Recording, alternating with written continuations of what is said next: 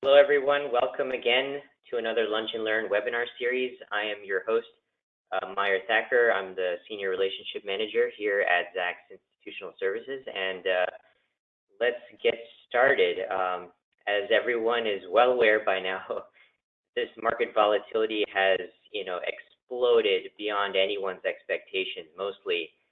And, we've seen a gigantic correction of about 30% now from the highs to the lows here as of yesterday's close. So the big question that's on our minds is, what is the valuation of the market now that we've seen this big pullback in stocks? And whether this is now a long-term buying opportunity or if there's more room for a decline, as well as asking a little bit a slightly different question, which is, at the current market valuation, what is the investor expectation for earnings? So that's the other side of it that we can use, tools in Zacks to help analyze. So let's dive right in. So as you can see here, I'm in the homepage of ZRS, and I have the SP5M entered into the main ticker box. That is our composite for the S&P 500. It's a little bit different from what you might be used to seeing quoted in the financial media. This is not the SPX, which is the cash index. This is a bottom-up recreation of the 500 members of the S&P 500. So the numbers may seem a little bit different. Like if you look at the price of this, it's going to be different from the S&P index price. But the only difference, or the cause of that difference, is simply that this is a fundamental bottom-up weighted average of each individual S&P 500 component. So there's many advantages to using this composite, and we're going to see that in just a minute here. So we're going to go into the valuation model, and recall the Zacks valuation model. Before we even begin, big picture, this helps you estimate the intrinsic value of equities. And it's based on, two essential factors, the only two factors really that drive long-term, equity returns. One is the earnings growth rate that is sustainable over the long run. And secondly, the equity risk premium. And so those are two concepts that drive, the core of this model. Essentially, this is a discounted earnings model. If you're familiar with the dividend discount model, it's basically the same exact thing, except we're using earnings as opposed to dividends to value stocks. So the one component of it is what is our earnings expectation over the long run for any individual stock, or in this case, the S&P as a whole. And secondly, what is the equity risk premium, which is our way of quantifying investor appetite for risk. And that goes into the discount rate. So those are the two factors in any discounted cash flow model even. What is the numerator, which is, in DCF terms, it would be free cash flow. In our terms, it's earnings. And then the denominator would be what is the cost of equity, or the discount rate. And so we have that here as a fundamental part of this model. So if we get started just from the default starting point, I'm just going to hit default here. And you can see here that without making any adjustments, what we do is we take the sell side earnings growth rate expectation over the long run, which right now is about 8.9%. And we back out one standard deviation from that number, just as a conservative starting point. So right now, the S&P as a composite has a long-run growth rate estimate of 8.9%. But what we're doing in this model, just as a starting point, is assuming one standard deviation below that, which gets us to 6.18%. So without making any other adjustments to the model, we are now, expecting a model return of about 10%, meaning the current fair value of the S&P as an aggregate is 10% higher than where we're at today. So this is the first time that I've, personally seen the model return for the S&P as a whole be in the double-digit percentages in a very long time. The last time I saw that was in December of 2018 when we had that last 20% correction. But before that, you would really have to go back several years to see a model return this large for the S&P as a whole. And you can see here that the 1 year out, price target return would be about 19%. So this is starting to get interesting, but we have to dig a little bit deeper into understanding, what that long run earnings growth rate should be, as well as what is the impact of the virus now on 2020 earnings. So the next step that I would take, right, is we can take a look at what the market implied growth rate is. So if I hit this MIG button here, what that does is that it basically solves for the model return, or solves for the growth rate, I should say, such that the model return is equal to 0. So what this is saying now is that if we assume that the market right now is fully valued, meaning fairly valued, it is right where it should be, then right now investors are pricing in roughly a 5% long run earnings growth. This is not 5% for 2020, this is not 5% for 2021, but it's 5% over the long run, meaning over multiple business cycles. So is that low? So we can actually very quickly and easily look at how that compares to the S&P's long run earnings growth rate. So there's a button right next to that called LS, that stands for least squares growth rate. If I click on that, then now this is telling us that, over the ultra long run, meaning over the past 25 years, the midpoint of the business cycle that you see here, basically this is creating a line of best fit for the historical earnings of the S&P. And that line of best fit has a slope of roughly 7.2%. So that is the long run earnings growth rate, assuming the midpoint of that business cycle over the long run, as we see earnings wax and wane, during bull markets and recessions. Bull markets here and then recessions in 2008, bull markets now since 2008. The slope of that earnings growth rate is about 7.2%. So what this is telling us is that the market right now, if we take a look at valuations today, the market is implying a growth rate that's over 200 basis points below what that long run sustained earnings growth rate has been. So that's starting to look bullish if we take a look at just that alone. Now there are always periods where we do dip below that trend line, like we saw in 2008, like we saw in 2001. That happens during every recession, where we dip below that trend line. But if we were to go into here now and say, okay, the virus is now disrupting our daily life as we know it, right? Companies are announcing suspensions. The NBA is suspended. There's major supply disruptions. There's also a demand disruption now. So at this point, even though we're seeing a huge model return here at the bottom, assuming that long run growth rate holds steady, obviously what that really means is that the market or investors are pricing in a significant drop in short run earnings. So what we can do here to model that is to say, okay, let's take a look at 2020 earnings. And right now, the weighted average of 2020 earnings for the S&P is about $5.11. Obviously, most likely that's not going to hold up, and that's what the market is telling us right now, given this massive sell-off. So we can go in here and start to assume different scenarios. Let's say if we go under the house estimates here, and we say instead of $5.11, we're going to factor in a full 20% drop, let's say. Or let's begin with a 10% drop. So if we enter a 10% drop, and I've already kind of done the math here behind the scenes, a 10% drop is about, from 511, that sends us to about $4.59. If I hit calculate now our model return is still pretty attractive at 10%. We're about 10% undervalued and about a 20% upside over the next 1 year. So that's still pretty attractive. Now let's do a 20% drop.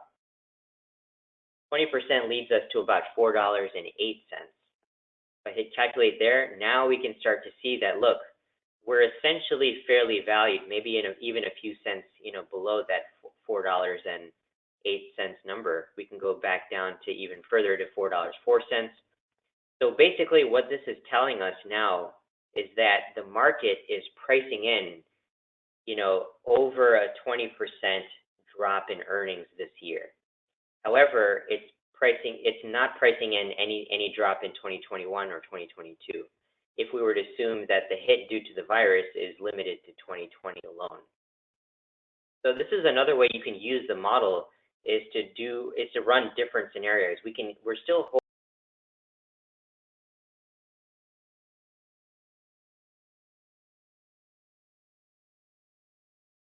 actually factor in various different growth rates and different growth rate assumptions. So if we were to take that 6% and actually reduce that to say 5.5%, you can also look at it that way as well.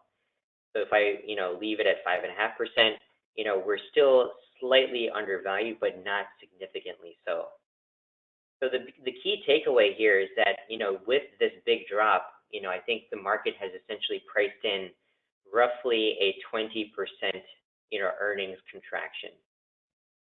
So now that we've seen that, the big question right now is which is on every investor's mind is, what is that earnings or the E in PE, right? Because we know that, the price multiples have dropped, but analysts are usually slow to revise estimates down. Markets are very quick to revise, the estimates down in terms of, what it's pricing in. But the sell side usually operates at a slight lag. You can actually see here how the sell side has been moving estimates down for the market. If I go under estimates, FY1, FY2 revision trend, we can see that, and let's go ahead and save this for now.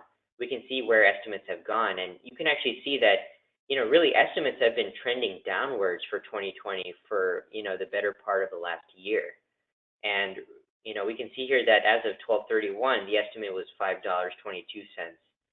And that's really when the coronavirus outbreak started. So really the benchmark would be, to see how analysts revise estimates downward, from this point onwards. And we've only seen about an 11-cent downward revision from that point since the outbreak. So the bulk of analyst revisions really have not happened yet. And that's why we're seeing such a large disconnect between what the sell side is projecting as far as 2020 growth and what the buy side is pricing in. So clearly the buy side has gotten well ahead of the sell side. So we'll see exactly how much, the sell side revises downward.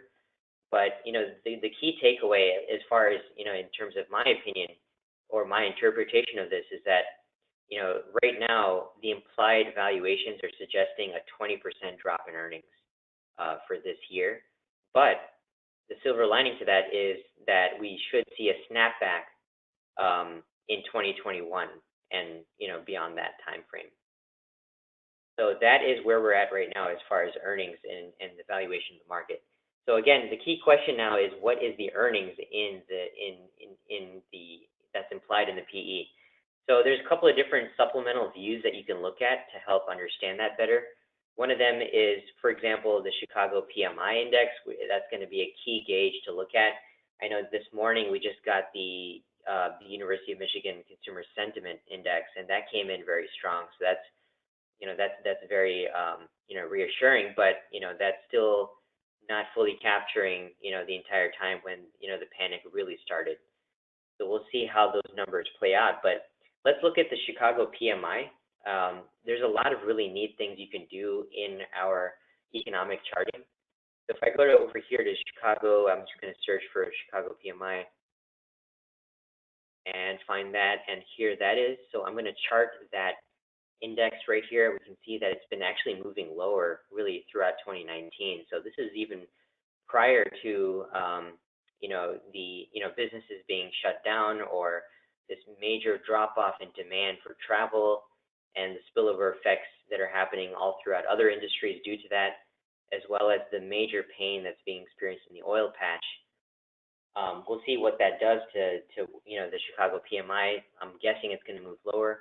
But you can see how the Chicago PMI is a leading indicator for the S&P. I'm going to toss in the S&P earnings over the same time frame. going to look for earnings, and we're going to select this one right here, earnings BNRI. That stands for before non-reoccurring items. I'm going to toss that in. So this is our earnings and the Chicago PMI. Now I'm going to reformat this to look at the earnings growth rate year over year, since that's the better that's the better relevant or the more how well this these two correlate. You can see here, as the Chicago PMI rebounds, so do earnings. As it drops, so do earnings, and that's been a very consistent relationship over the past 25 years. But note that there's one really interesting thing, which is that the PMI bottoms out before earnings really bottom out. So the PMI can be actually viewed as a leading indicator for earnings, the S&P earnings overall. So now that we've seen this big drop off in PMIs, I'm guessing this is going to probably drop a little bit further. We'll see exactly how far it drops, but that's the one good thing about this, is that the PMI should bottom out before the earnings actually do. So, and markets know that. So therefore, with this big drop off in the market, I think that is essentially being priced in right now, as we speak. So we'll have to keep an eye on this Chicago PMI as a leading indicator of S&P earnings. And the other point to note as well is that earnings have actually been dropping as well in terms of the year-over-year growth rate. So, one of the things that has been happening leading into this big sell-off is the fact that we were at record highs, at a time when earnings growth has actually been tapering. So that's another, that could be another reason why we've dropped off so far so fast, is because we were really starting off at a very, very high and elevated base, peak, despite the fact that earnings growth has been very, very tepid and is down to 1% right here, year over year. So we'll see how this number plays out. Another thing to look at as well would be the initial claims index. So that's another leading indicator, not necessarily for earnings, but for the economy as a whole. Since now everyone is talking about recession, how are initial claims looking like? So I'm going to just clear all of this right here, and I'm going to toss in the economics again. I'm going to search for initial claims. There it is. And you can see here, initial claims have really hit rock bottom, and we all know that. I'm going to transform this as well to a year-over-year percent change. And this is actually really good to see here, because the year-over-year percent change, this tells us that every single time really in the last 20 years, when this number has really surged above a certain threshold, be it about 10% or so, that has been a very consistent indicator of a recession that's coming. So this is another number that I'd be keeping a very close eye on to see how initial claims are going to start, moving, in a significant way. If this number starts to move up too quickly, like it did in 2007, as well as in the late 2000s, as well as early 2001, again, that's going to look like there could be an early warning sign of a recession. However, keep in mind, despite all of this, we know, at least from our valuation work here, that at least in terms of what I'm seeing, personally speaking, the market is factoring in, as of right now, a 20% earnings drop. Now, if we look at this in the same context of other ways of looking at it, we can look at, for example, the price to earnings multiple. And if we look at this right here, we can see that now, we're trading at roughly 14.5 times earnings, forward earnings. However, that's before the revisions start coming in. So, we're starting to knock on the door of valuations in early 2008. So again, this would be the actual forward earnings in 2008. Back then, we were trading at, a lot lower than where we're at right now. It actually got down to about 10 times earnings on a forward basis. So we're starting to knock on that door of where valuations were back then in the early part of the recession. But again, as we saw in our earnings revision trend, analysts really have not yet revised estimates lower. So the market really has jumped a lot, far ahead of where the analyst community has been. Price value to free cash flow. This number looks a little bit better. We're still a lot higher from the 2008 lows. However, we're a lot better off relative to where we were in the post-2001 recession.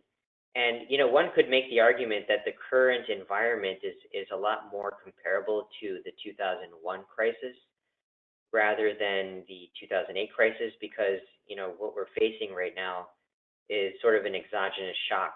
It's not that people don't want to travel. It's not that people don't have the money to travel. It's that people physically can't travel because they're afraid, right? And that was exactly what happened in the in the 2001 period, where people were basically afraid to step on a plane, given the September 11th attacks. So, one could make that argument. We'll see what happens as far as how deep earnings go and how long this virus lasts. But so far, we could make that argument that, this current environment is a lot more comparable to what we saw in 2001. And so if we look at the enterprise value to free cash flow number, we're actually trading at far below, where we were back then.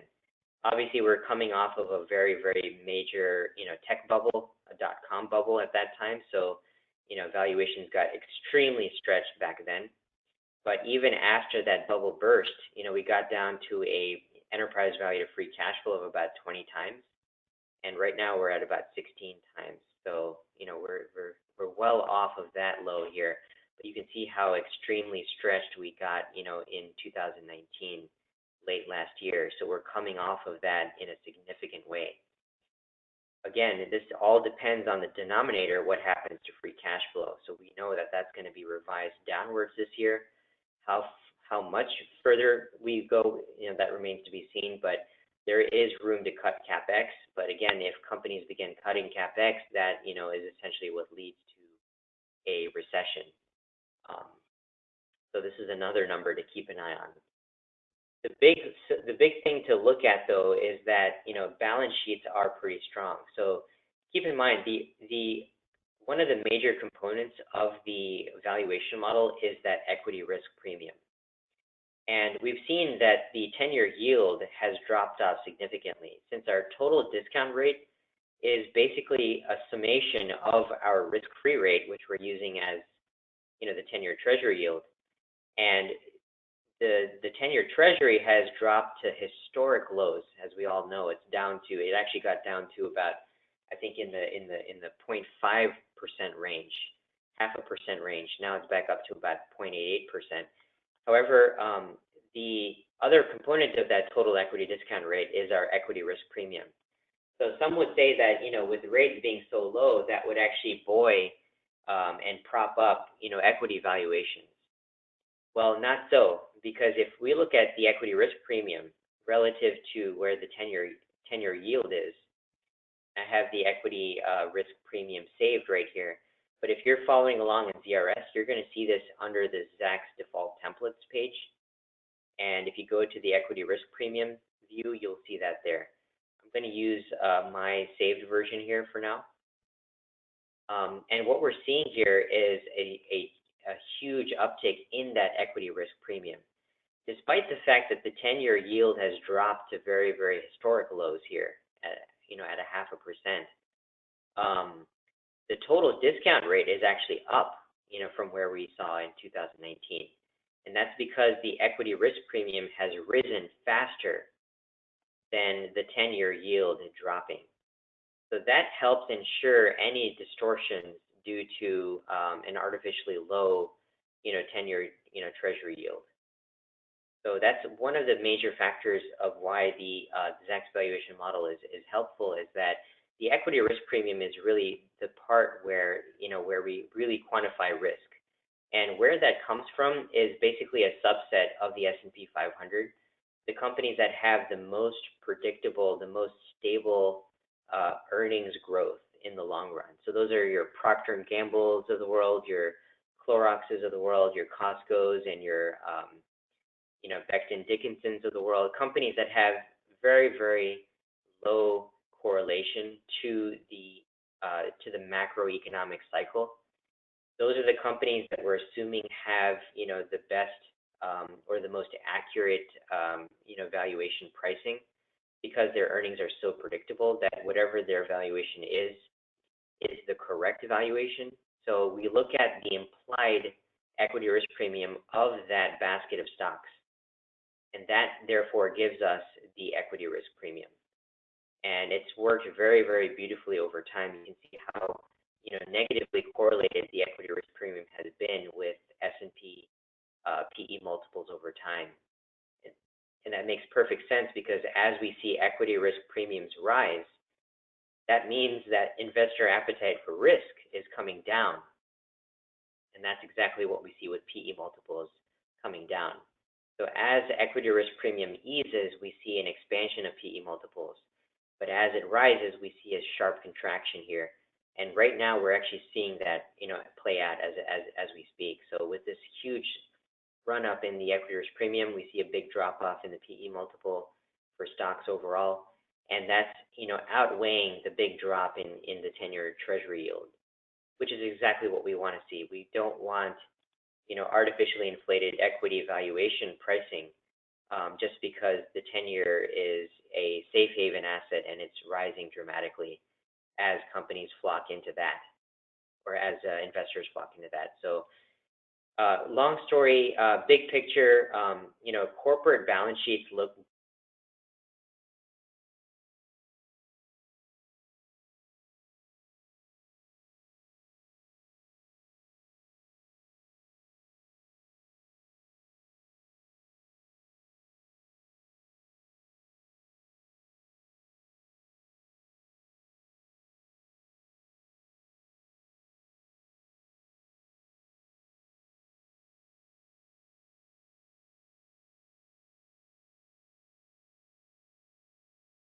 if you look at other measures of value of leverage, for example, net debt to capital, this is another one I like to look at.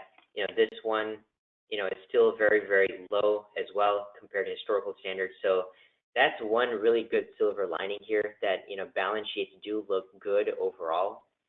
The major exception is energy. So, as far as leverage risk is concerned, that does remain muted as far as I can see. So the big question right now that, is on everyone's minds is, how much are earnings expected to drop off?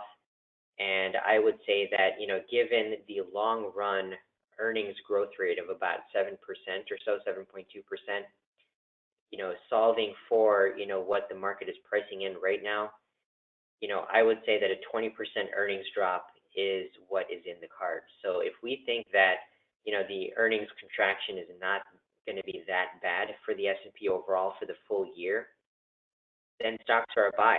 If we see a 1 to 2 quarter disruption in Q1 and Q2 earnings, then, right now, the stocks are a buy.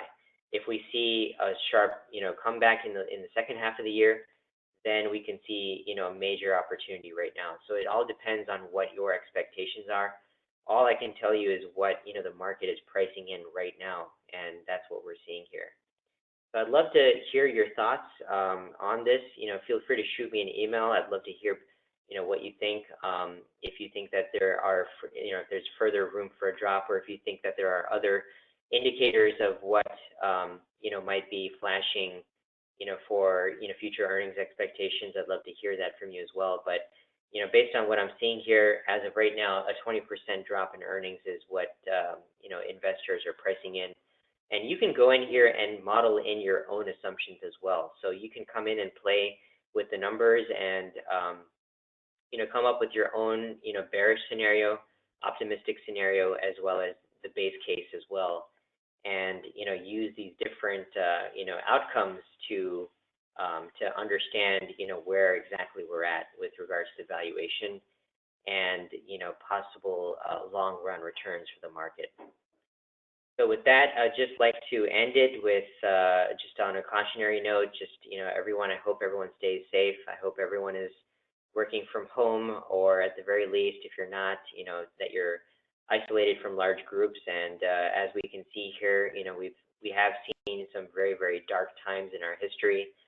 And as with every other case, we will get through this as well together. So please stay safe, and we will carry on. We will continue onward. So hoping everybody stays optimistic over the long run. And that's about it. So hope to hear from you. Hope this was helpful, and we will see you at the next webinar. Take care, everybody. Bye-bye.